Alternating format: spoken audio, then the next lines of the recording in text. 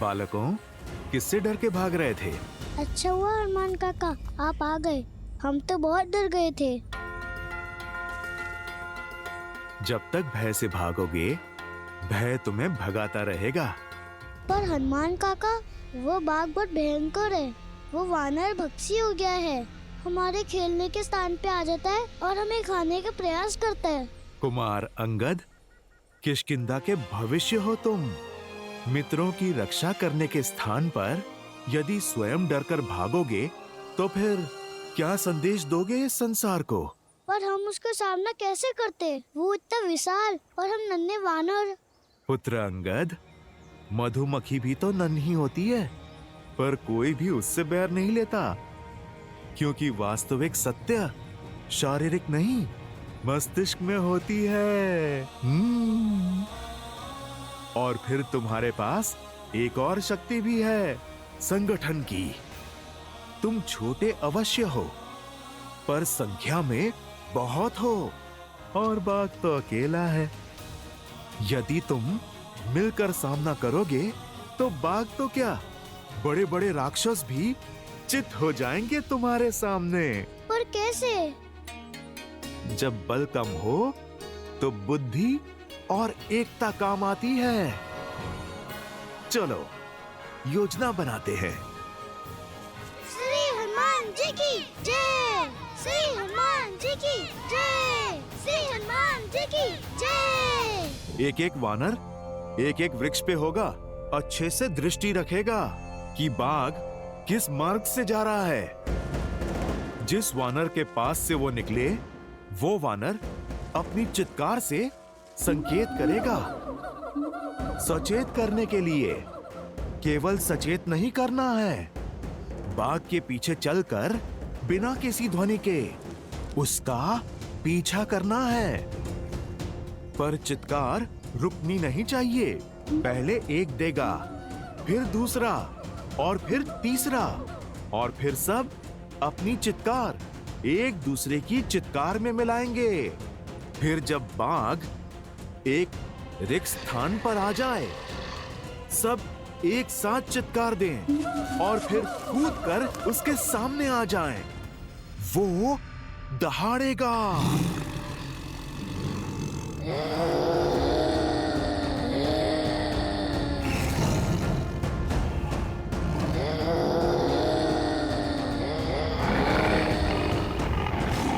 पर पुत्रों ध्यान रहे, बाघ डरा नहीं है, वो आक्रमण करने की तैयारी कर रहा है। यदि उसने आक्रमण किया तो?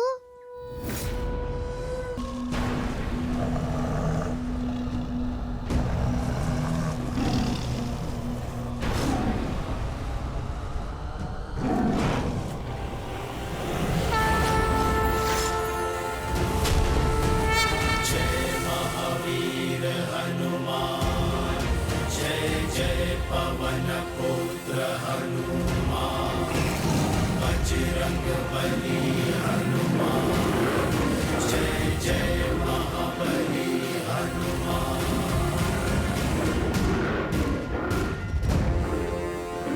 कहा था ना, तब मैं आऊंगा।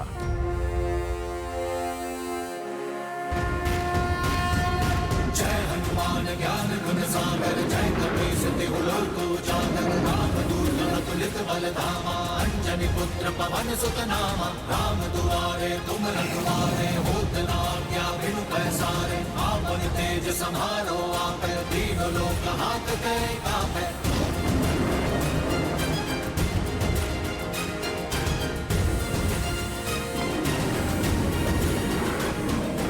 जय श्री राम,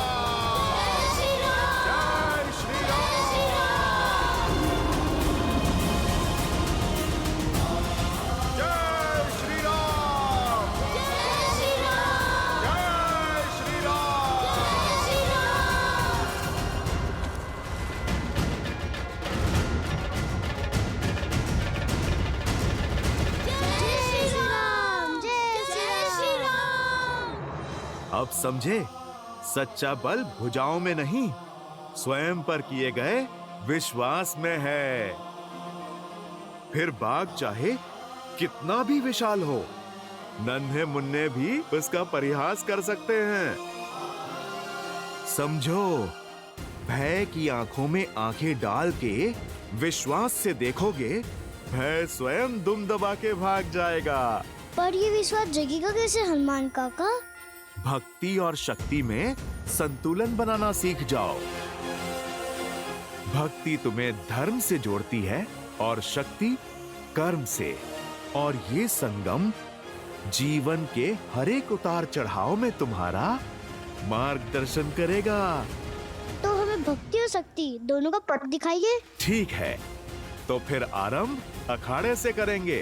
तुम्हें कुश्ती कला में निपुण बनाकर शक्ति पाने के योग्य करूंगा और योग का ज्ञान सिखाकर सिद्धियां पाने का द्वार खोलूंगा।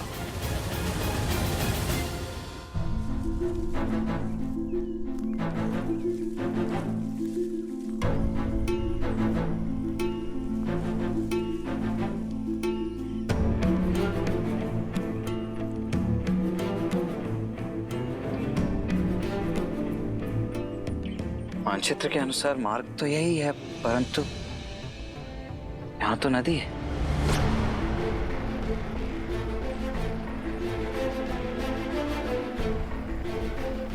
कदाचित हम मार्ग भटक गए हैं भैया।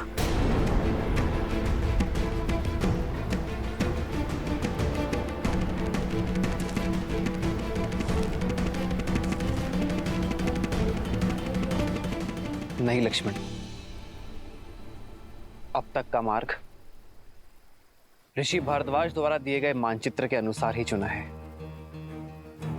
अर्थात दंडकारण्य का मार्ग सामने ही होना चाहिए।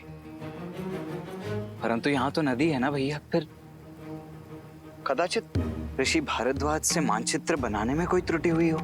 नहीं लक्ष्मण, ऋषि भारद्वाज बहुत ज्ञानी और अनुभवी है। वर्षों बिताए हैं उन्होंने यहाँ। उनके ज्ञान पर संदेह करना उचित नहीं है। मार्ग हमारे सामने ही है लक्ष्मण,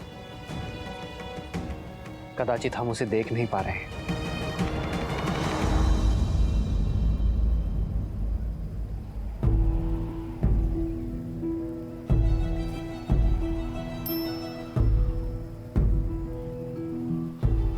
कदाचित इस वन में जैसा दिख रहा है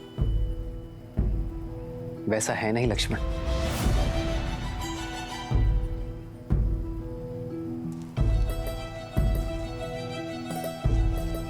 संभल कर भैया,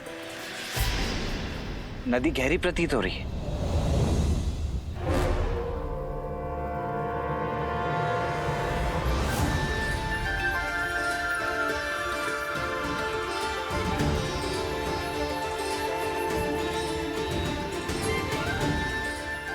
यहाँ कोई नदी नहीं है, केवल नेत्रों का भ्रम है।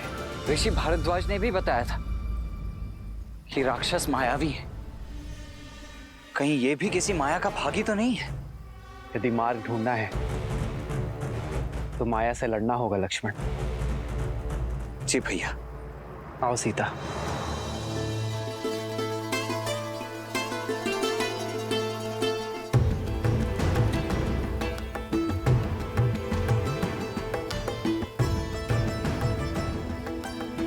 आओ लक्ष्मण।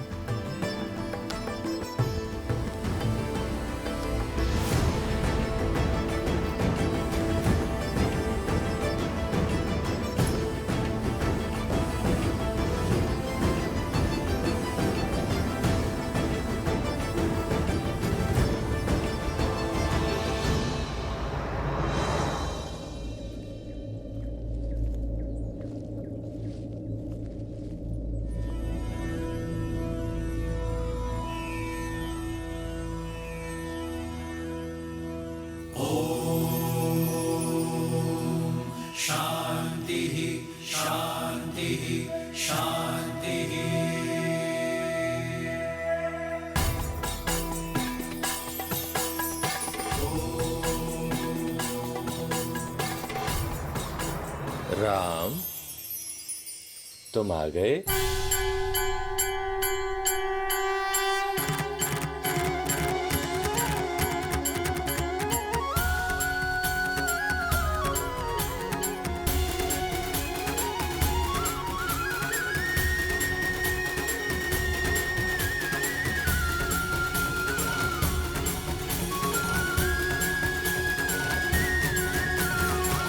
आप हमें जानते हैं ऋषिवर?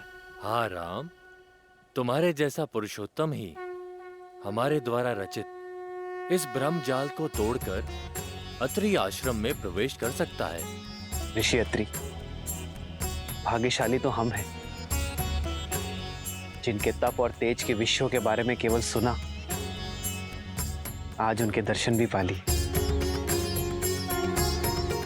प्रणाम ऋषिवर।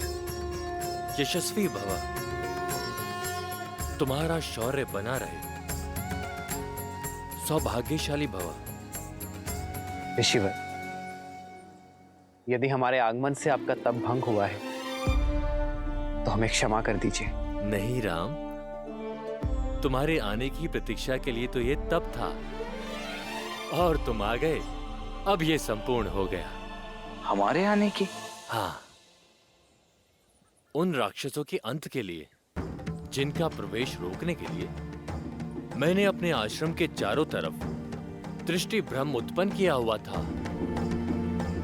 अब तुम आ गए, इसकी कोई आवश्यकता नहीं। बचपन से आपके तेज और माता अनुसुईया के तप की कथाएं सुनी है, आज दर्शन हुए। माता अनुसुईया के दर्शन की भी इच्छा थी मेरी। कहाँ है वो?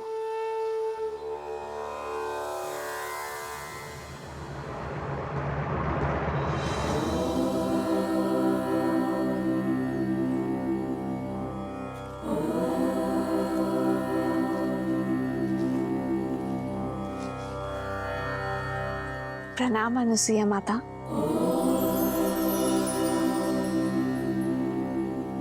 राम और लक्ष्मण का भी प्रणाम स्वीकार करें माता।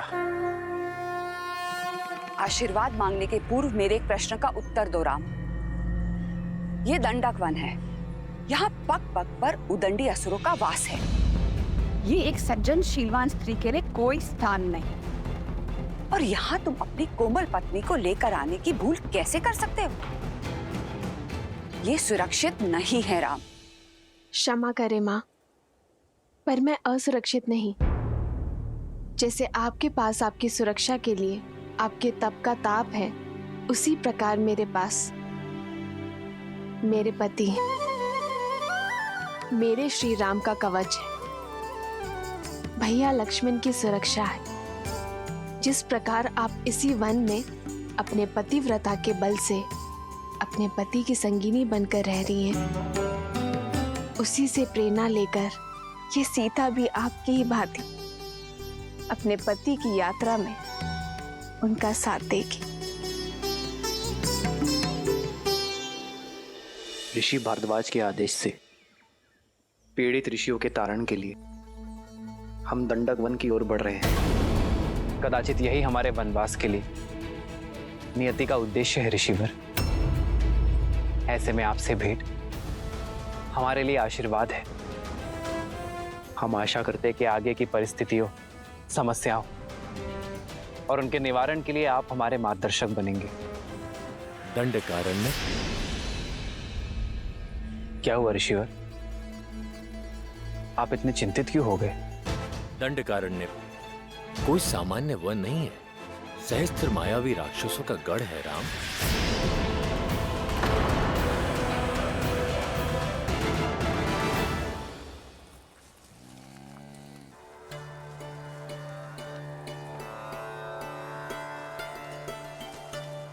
यदि अनुमति हो तो कुछ पूछूं माँ? हाँ पूछो। आपके तपोबल के विषय में बहुत सुना है माता गार्गी से। क्या सुना है? यही कि कैसे त्रिदेव ऋषियों का भेष धरकर आपके पतिव्रत की परीक्षा लेने आए थे, और कैसे आपने एक असंभव चयन किया।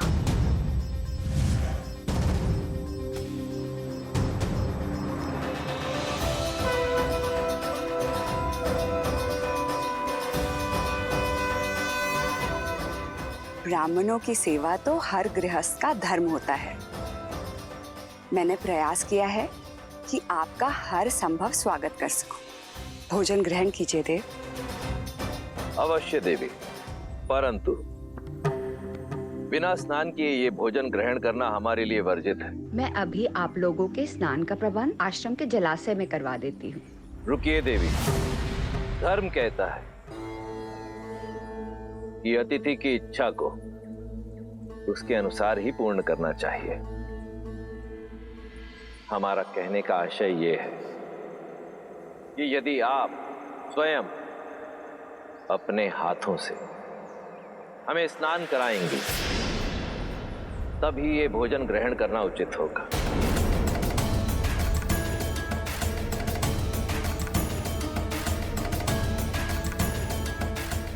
किस सोच में पड़ गई देवी? चयन आपका है। यदि आज हम ब्राह्मण ये भोजन ग्रहण करके इस आसन से उठेंगे तो ऋषि अत्रि का यश सर्वदा बना रहेगा। परंतु यदि हम भोजन ग्रहण किए बिना ही आसन से उठ गए तो अब तुम ही बताओ सीता, ये चयन उचित था या नहीं? चयन कठिन अवश्य था। जिस संसार में एक स्त्री की पहचान उसका रूप और यौवन होता है, आपने अपनी बुद्धिमता और चतुराई से स्त्री की नई परिभाषा लिख दी है। एक ओर पतिव्रता धर्म था और दूसरी ओर अतिथि धर्म। एक को बचाती तो दूसरा टूट जाता। ऐसे धर्म संकट में आपने अपने तप के बल से जो किया उससे न केवल दोनों धर्म का पालन हुआ बल्कि एक स्त्री की महानता और एक नारी के बल को नया आयाम मिला।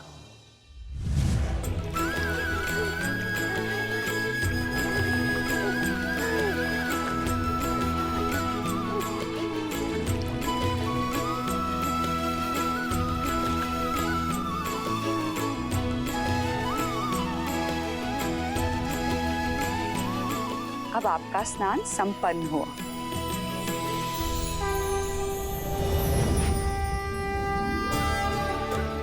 प्रणाम देवी। त्रिदेवियां एक सन्यासिन के घर, मैं धन्य हुई। कैसे करूं आपका स्वागत? हमें स्वागत नहीं, आपकी सहायता चाहिए देवी।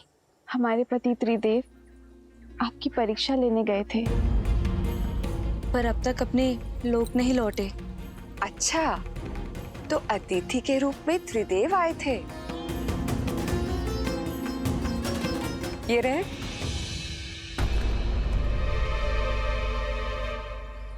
अपना अपना चुन लो।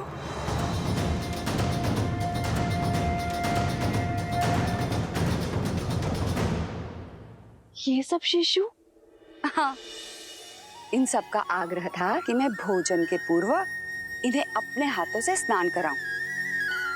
मेरे पास और कोई विकल्प नहीं था, तो मैंने इन्हें शिशु में बदल के अपना धर्म पूर्ण किया। महान है आप और आपका पतिव्रता धर्म।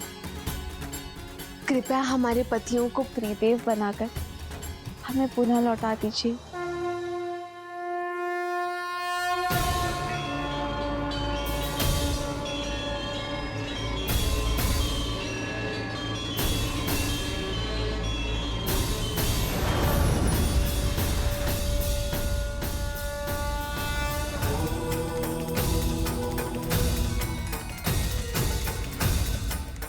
देवी अनुसूया, संसार में जब जब पतिव्रता धर्म की बात होगी तब तब आपका उल्लेख अवश्य होगा। धन्य है आपका तप, आपका बल और आपका धर्म। और धन्य है हम माता कि हम जो जन्मे नहीं उन्हें आपके रूप में माता का प्रेम और स्नेह मिला। कथा सुनना महत्वपूर्ण नहीं है, महत्व तो सीख का है जिसे ग्रहण करना आवश्यक है। बताओ, तुमने क्या सीखा सीता? जो सीखा उसी का बल लेकर तो इस मायावी वन में आ सकी हूं मैं माता। मैंने सीखा, यदि आपके हृदय में आपके जीवन साथी के लिए अटल प्रेम और अटल समर्पण हो, जब अपने प्रेम और समर्पण पर पूर्ण विश्वास हो, तो कोई माया ही क्या, संसार रचने वाले, चलाने वाले और नष्ट करने वाले त्रिदेव भी उस विश्वास को खंडित नहीं कर सकते माता। सारे संसार को उसके सामने नतमस्तक होना ही पड़ता है। तुम अद्भुत हो सीता। तुम्हारे आचरण और तुम्हारे विचारों ने मुझे जीत लिया है। तुमने अपने लिए मेरे मन में एक विशेष स्थान बनाया है सीता। मैं तुम्हें कुछ देना चाहूंगी। दंडकारण्य रण क्षेत्र होगा राम, जहां शत्रु सामने से नहीं दिखाई देगा और प्रहार किसी भी दिशा से हो सकता है, जहां रावण के सौतेले भाई खरदूषण के अतिरिक्त अकंपन, तृष्णा, विराद और कवंद जैसे मायावी राक्षस होंगे। अब तुम ही बताओ, उस स्थान पर एक स्त्री का रहना उचित है?